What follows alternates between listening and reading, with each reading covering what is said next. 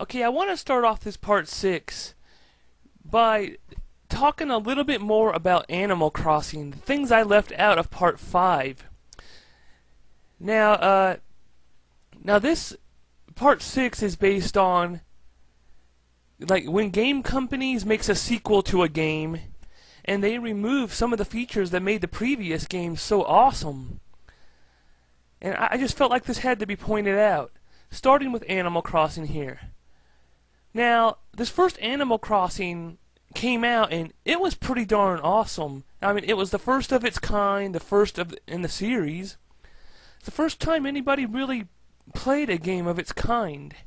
And one of the things that made it so special, besides everything, because it was the first of its kind, was being able to collect and play complete NES games. I mean, how cool is that? I just thought that was so awesome. Definitely the first game of its kind. The only thing I never understood was why on earth wasn't it just one console that you can collect and just put the games in it, instead of every single one that you collect having its own separate console like this all over the floor. It's like you got to fill up your entire. Well, I put all my NES games in the basement. Yeah, Nintendo kind of went wrong there. They should have made just one console to kind of save room and be able to like put the games somewhere to keep them out of the way. But anyways, along came Wild World, an awesome sequel for the DS, and the very first DS game that I've ever got on the DS. I bought it, I think, along with my DS Lite, and I just totally loved that game more than words can say. But here's my first complaint. Nintendo not only took out the NES games, which was kind of understandable for a DS game because of it not being able to hold as much memory as the actual big consoles, but why on earth did they take out the special seasons in the game? Christmas, Halloween, and Thanksgiving, and Easter. Or, well, I don't remember if Easter was in the first one, but why on earth did they take those holidays out? Those were the most exciting holidays of the year to play the game during. Being able to see Jingle come into town and all of that stuff. Jack, the King of Halloween, and Franklin the turkey on Thanksgiving.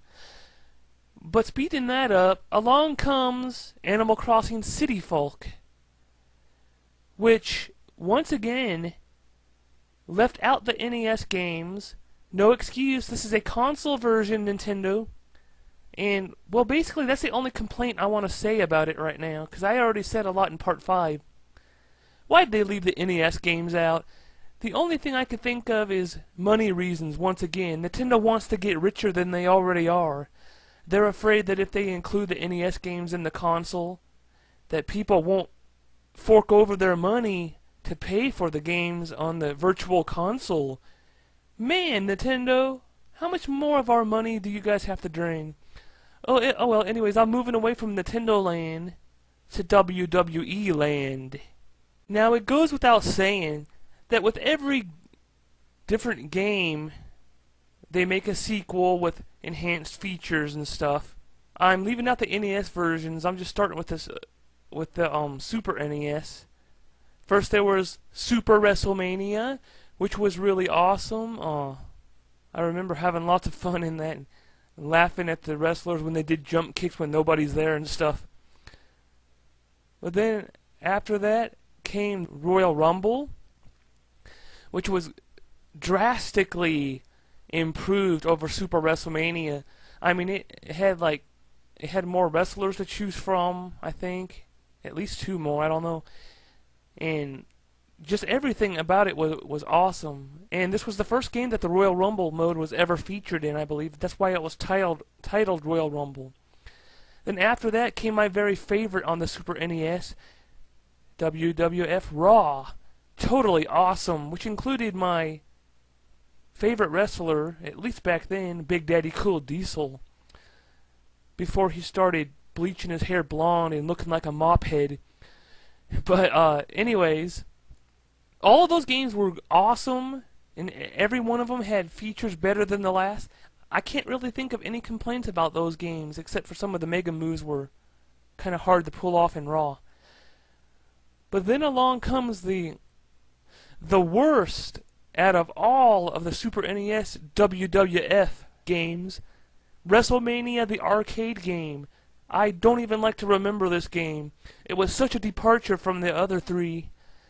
Completely different, and I just hated it, bottom line. Some people like it better. I don't know why, but moving along to Nintendo 64 land, out came Warzone, which was once again totally awesome, drastically improved.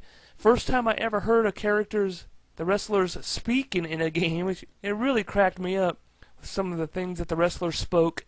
I often wondered why they didn't bring the wrestlers' voices back in later games, but I'm getting ahead of myself saying that. But after that came the even more awesome WWF Attitude, which I also sang a song about.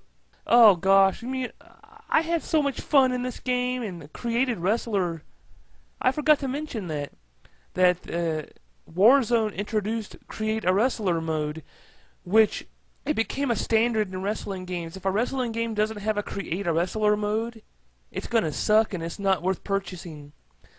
And Attitude really had awesome Create a Wrestler options and stuff. And then after that, THQ took over the WWF games, and THQ's first wrestling game was WrestleMania 2000.